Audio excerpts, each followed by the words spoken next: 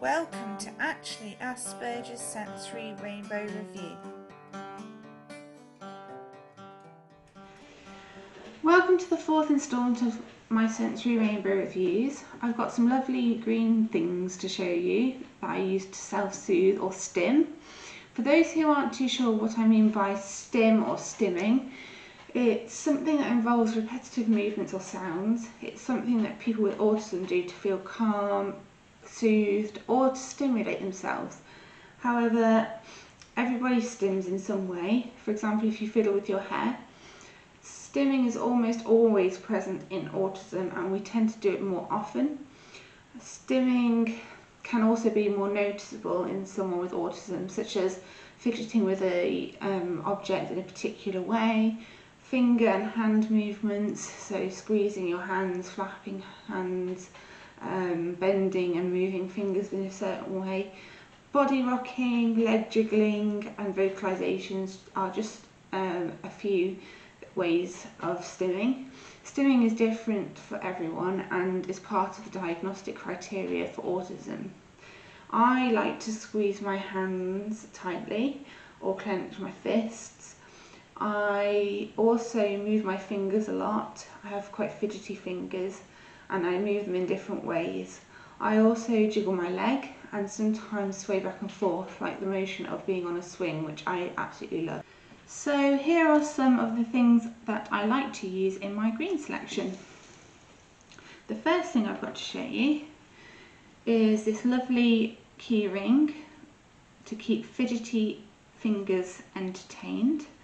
You squeeze the beans out. There are 3 separate beans in each pod.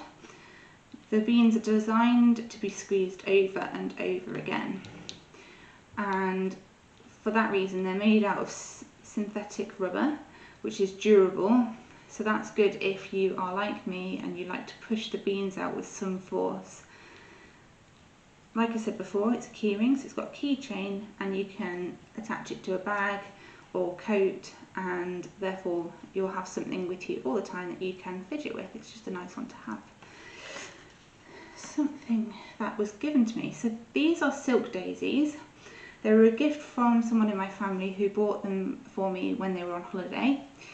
The idea is to make a daisy chain by slipping the loops that they have through one end of the a daisy. So you've got 2 loops. You thread one loop through the other loop and pull it through, and it eventually, if you keep repeating, there are 10 of them, you eventually get a full daisy chain. So you have to take a bit of time and it takes a bit of concentration, and you just keep repeating like so. And it's good for if I'm fixated on something or I'm anxious. It's quite a relaxing activity and it takes a bit of concentration. So that's one reason why I decided to put it in my sensory box. The other thing is that I like the feeling of the silk petals and the centre of the daisy. So it was just something I wanted to show you that I found really useful, and hence I put it in my sensory box. The dinosaur, another dinosaur thing, I know, but he's very good.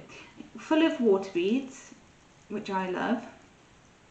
The water beads are all different colours, which I also like. They squeeze through this netting and the holes in the rubbery dinosaur. I like the feel of individual water beads between my fingers. It came in a pack of sensory toys, which I got off Amazon when it was recommended to me, and I just started finding things to help soothe myself.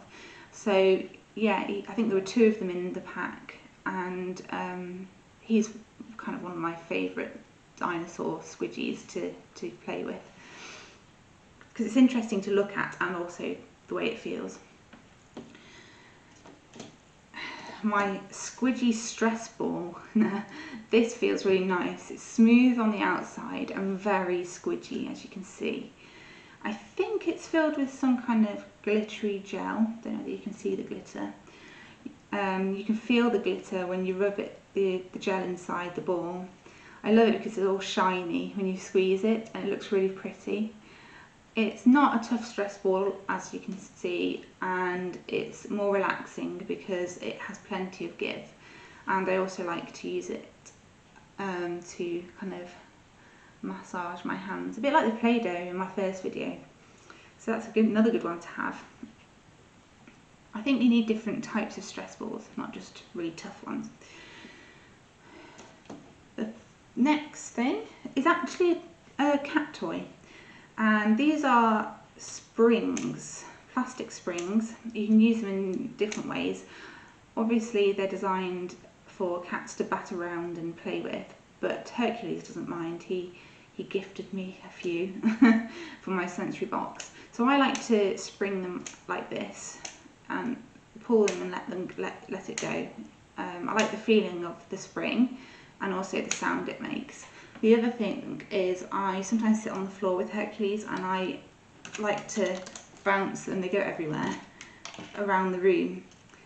It takes a bit of time to master actually, but anyway, they're really fun. You can get loads of them in a pack on Amazon, and lots of different colours. I think it came in red, yellow, blue, pink, green, lots of different colours. So yeah, another one that you might want to have a look into. Finally is the Theraputty, which you'll have seen on my Instagram page hopefully, and I show you some videos, silent videos of me squeezing the different strengths of Theraputty. This is the medium strength, and I find it really, really useful. It's great. It was recommended by a friend who is a teacher, and she gives children with sensory needs these pots of Theraputty, and so when I got it, I realised exactly why those children liked this. It's great. I mean, try one if you haven't already. If you haven't got any in your sensory box, choose a strength and give it a go, because I think you'll be surprised how effective it is. So, as always, I'll try to provide some links to the things I've shown you today. If you've enjoyed watching my videos so far, please like and subscribe.